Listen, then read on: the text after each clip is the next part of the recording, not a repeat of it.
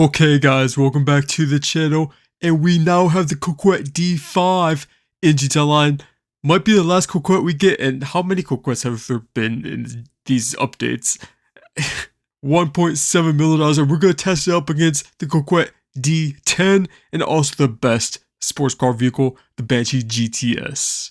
If you're on PC, you now have access to HSW2, even though this doesn't have HSW upgrades, it's still a very decent vehicle, it might surprise you. So to buy the Coquette D5, it will cost you $1,730,000, and that's it. No How Special Works upgrades, nothing else on this vehicle, just straight price, so pretty nice.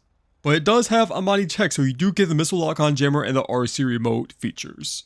But other than that, no other HSW upgrades or anything else, no armor at all. So let's go inside and upgrade it. 100% armor, brakes, 100% brakes, engine. Of course, we all know, just upgrade all of these. So let's get into the actual customization. So let's go with the exhausts. They're all on the back and some pretty nice exhausts. We have 10 exhaust options total. Let's go with that. Grill, 14 grill options, 18 hood options, and these hoods are really pretty nice hoods. Oh wait, so you only have one Amani tech feature, and it's the missile lock-on jammer. That's all you have on this. That's interesting. You don't have the RC feature, even though it has Amani tech. That's interesting, but let's get that. A few different livery options, and this is giving Banshee, this is giving OG Banshee vibes right here. It has some pretty crazy ones, to be honest. I think we go simple with the stripes. Let's try to make it like an OG Banshee. Now the rear diffuser, you have 20 options, and these are really unique. I don't think any other vehicle like has this option, if I'm wrong. I mean, just looking at it, it goes over it and the exhaust goes under. I don't think any vehicles really have this, so that's pretty nice. Obviously gonna go with the best one, I think. I think that looks really clean and simple as well, but also very unique. I mean, I think that just looks beautiful. Okay, is that giving off OG Banshee vibes? I think it is. What does the secondary color? I don't know what that does. Maybe the hood of it, but no other secondary color options on this vehicle.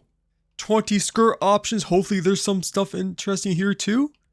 Probably gonna have to scroll all the way to the bottom. Yeah, not much. I don't think I can tell any difference between these.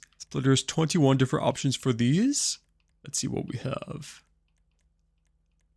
So yeah, some pretty basic ones as well. Although that's pretty nice. I don't know how I like it, but I think that's pretty different. And the spoilers, 19 spoiler options. So this car, customization wise, pretty decent.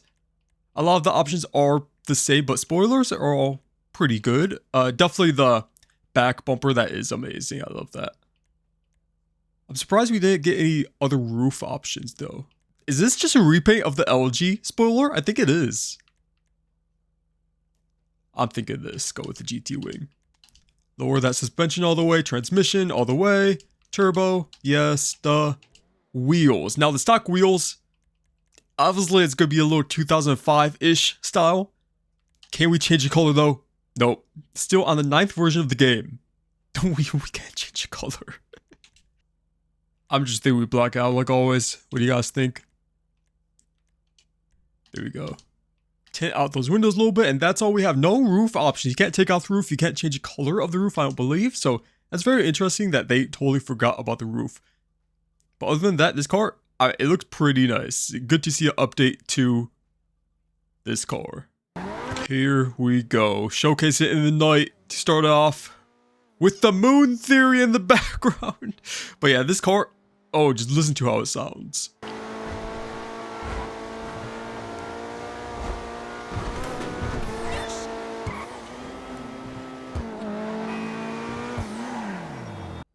Check this out. No way. This car, it actually looks sick in this color scheme. I really like how we did it. Little acceleration test here. And we are just about to test it out, compare it with the other ones. But just based off of the raw gameplay you're seeing here, it doesn't feel that fast. I mean, it is a kind of a classic vehicle, so we're gonna have to like directly compare the times. But I don't think it's gonna be beating any other current sports cars. Which, to be honest, is kind crazy calling this a classic vehicle at this point, but if you think about it, it's been what, 25 years since this car released. So yeah, I mean, geez. Think about how long we have been playing GTA 5 for. The Coquette D5.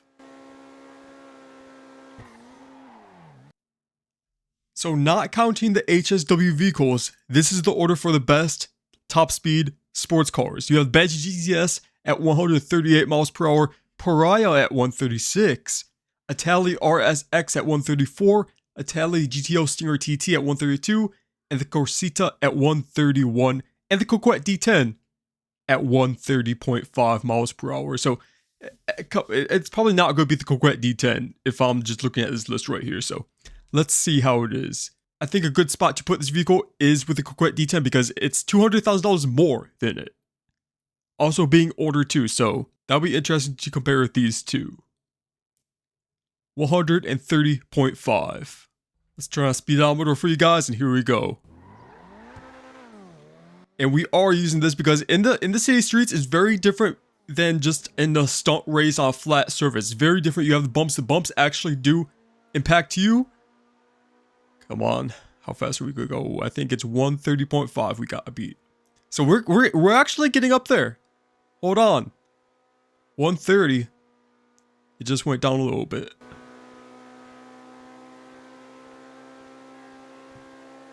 But again, the bumps are impacted. So if you test this out yourself, it might be a little different. But it looks like we're maxing out at exactly 130. So it doesn't beat the Coquette D10 at all. It actually is a little bit slower than it, which makes sense because it is an older vehicle. But it's more expensive. Well, I guess that does make sense because it's kind of a classic car nowadays. So I guess you are kind of getting what you are paying for with this. But I mean, just the looks alone, I really like the looks of this. And now we're going a little downhill, 132, 133, which is not very accurate, but when you are playing GTA Online, you will be going downhill sometimes. So I think the max you're looking at is like 135 with average gameplay. Let's take it over here a little bit, see what we could do. And yeah, you see, if you're paying attention, the bumps impact vehicles severely. Which I say is in every car testing video I do, the bumps actually do impact your vehicle. So that's why it can be different with some people, different YouTubers who test it out. If you want the raw gameplay experience, test out SC Streets. If you just want to like know on average which one is better, go with a flat surface. None are really exactly wrong. You're just getting a more accurate gameplay analysis with people testing it in the streets.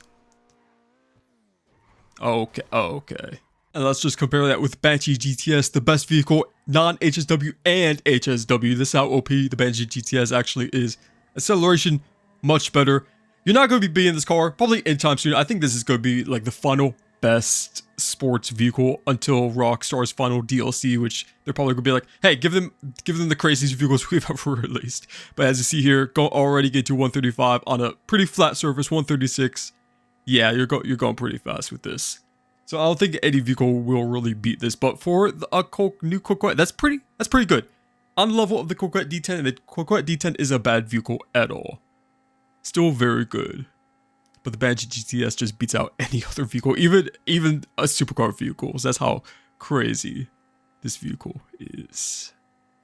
And if you're wondering about the grip, how it compares, it's on the pretty same level. It is a real drive car, so it's pretty grippy, and as you see here, I mean, it's handling these fine, not spinning out at all. It's a pretty steady vehicle to drive overall. So I think you're going to be pretty much on the exact same level as a Coquette D10. The grip, maybe a little bit more actually, but at least like around the track on the city streets, it could be about the same. Which I think is good. I think that's the minimum it needed to meet, and it meted pretty much exactly in the middle. So for if this vehicle is worth it or not, I think it is. Very good looking vehicle. And for one of the final vehicles of this whole Drip Fed DLC, I think it's a good one to end on. The Coquette D5. If you guys got this far into the video, probably liked it, so leave a like and subscribe to see our video I make next.